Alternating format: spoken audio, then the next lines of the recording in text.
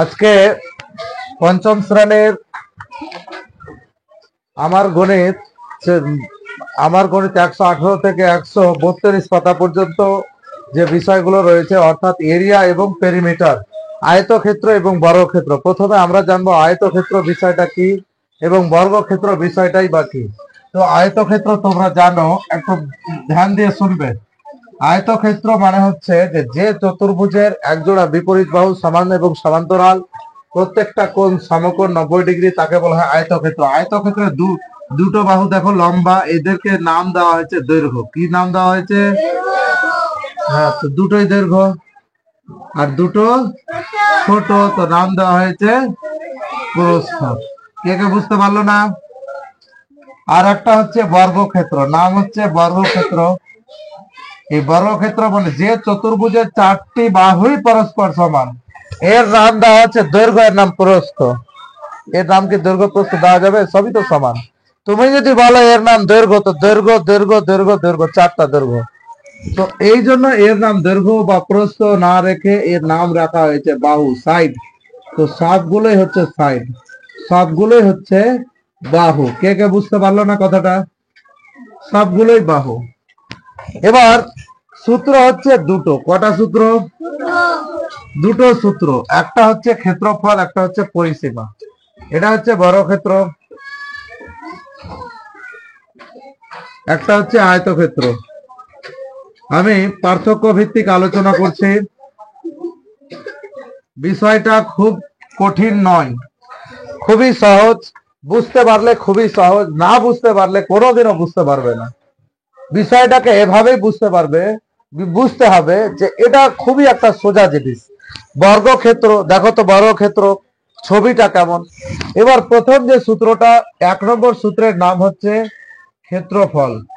এবার ক্ষেত্রফল জিনিসটা কি আমাদেরকে জানতে হবে। প্রত্যেকটা সূত্র কোথা থেকে এসছে, কিভাবে এসছে, এটা যদি জানি তাহলে কোনোদিনও আমি ভুলতে পারবো না। আমি কোনোদিনও বর্গ একক বা একক, খালি একক বলতে পারি না। পরিসীমার সূত্র ক্ষেত্রফলে, ক্ষেত্রফলের সূত্র পরিসীমাতে হবে না, কখনোই হবে না, এটা সম্ভবই নয়। তাহলে তোমাকে কি করতে হবে? এখন তোমাকে করতে হবে ক্ষেত্রফল বিষয়টা কি। ক্ষেত্রফল বিষয়টা হচ্ছে যে বর্গক্ষেত্রের ভিতরে কতটা জায়গা রয়েছে। এবার অঙ্কগুলো কেমন? ঘাস লাগাতে গিয়ে, টাইলস লাগাতে গিয়ে, মাটি কেটে ফেলতে, মাটি ভরাট করতে। কে কে বুঝতে পারছে না?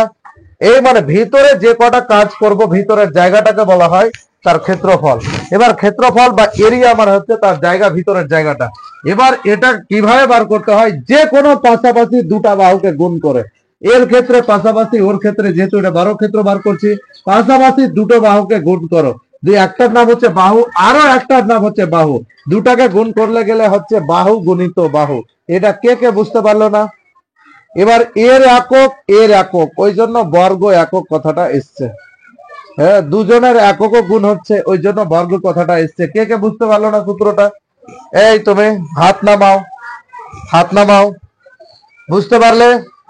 পারলে কি পারলে না? বলো মুখে যে পারলাম। ক্ষেত্রফল মানে হচ্ছে বাহু গুণিত বাহু বর্গ একক। দুটো বাহুকে যদি গুণ করো তাহলে ভিতরের সমস্ত জায়গা পেয়ে যাবো, যে কোনো দুটো পাশাপাশি। এবার বলবে যে স্যার আয়তক্ষেত্রের সূত্রটা বলেন না, আয়তক্ষেত্রের ক্ষেত্রফল। একই সূত্র, সূত্র আলাদা নয়। এর ক্ষেত্রে বাহু হয়েছে, এর ক্ষেত্রে নাম হচ্ছে দৈর্ঘ্য। এর ক্ষেত্রে বাহু পাশের মানে বাহুর নাম হচ্ছে প্রস্থ। তো এখানে কি হবে? এই বাহু পাশাপাশি দুটো বাহু গুণফল, এটার নাম কি? এবার তুমি বলবে যে স্যার এ দুটো নিব না, আমি এই দুটো নিব, এটার নাম কি? দেখো দৈর্ঘ্য, এর নাম প্রস্থ। তো দৈর্ঘ্য গুণিত প্রস্থ। যে কোনো পাশাপাশি দুটো বাহু নিতে হবে, যে কোনো পাশাপাশি যে কোনো দুটো বাহু নিতে হবে, দৈর্ঘ্য গুণিত প্রস্থ। এবার এর সূত্র হচ্ছে দৈর্ঘ্য গুণিত প্রস্থ। দৈর্ঘ্যের একক প্রস্থের একক, ওই জন্য বর্গ একক যুক্ত হয়। কে কে বুঝতে পারলো না? পারলা বুঝতে? তবে এবার এখানে যে মানে অঙ্কগুলো আমি দেখছি, ক্ষেত্রফল বিষয়ক অঙ্কগুলো দেখি। এখানে অঙ্কগুলো কোয়েশ্চেন নম্বর 1, একটি বর্গক্ষেত্রে প্রত্যেকটা বাহুর দৈর্ঘ্য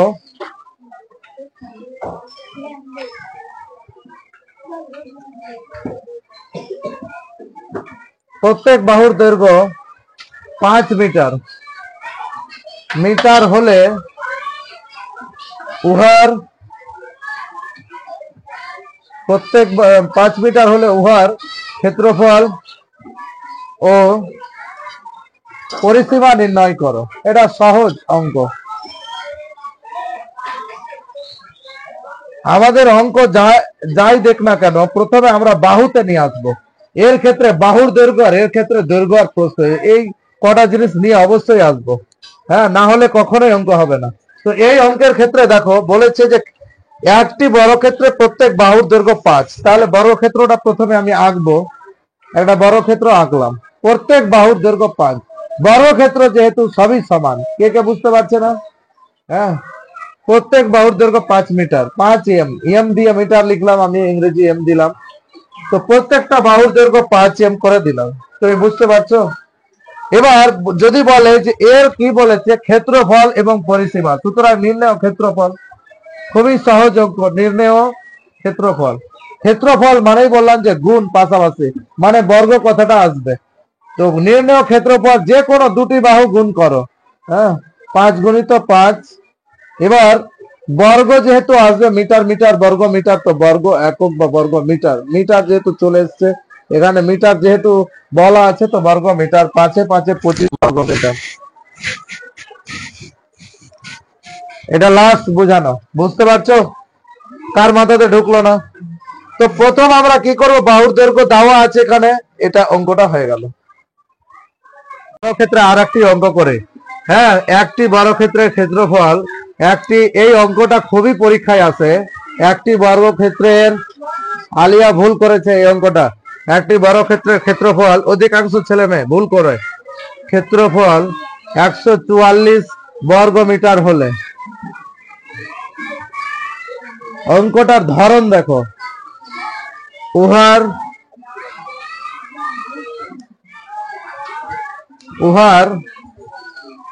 প্রত্যেক বাহুর দৈর্ঘ্য, উহার পরিসীমা বা প্রত্যেক বাহুর দৈর্ঘ্য, পরিসীমা যদি হয় তাহলে পরিসীমায় লিখো, পরিসীমা নির্ণয় করো। নিজে এত এত প্র্যাকটিস করতে হবে যে অঙ্ক নিজে তৈরি করতে পারবে। হ্যাঁ, এবার উত্তরের কৌশল কি, প্রথম কি দেওয়া আছে দেখো তো, ক্ষেত্রফল বর্গক্ষেত্রের।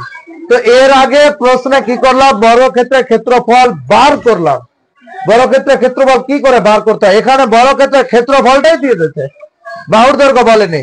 একটা প্রথমে আমরা ছবি আঁকবো। আগে প্রথমে যেটা করব সেটা হচ্ছে ছবি আঁকবো।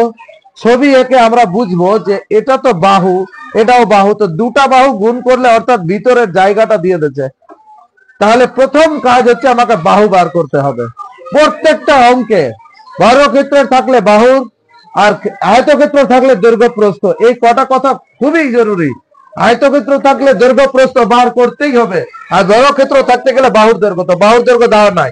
এবার যেটা দেওয়া আছে, তো নির্ণেয় বাহুর দৈর্ঘ্য, এটা এক লাইনে হয়ে যাবে।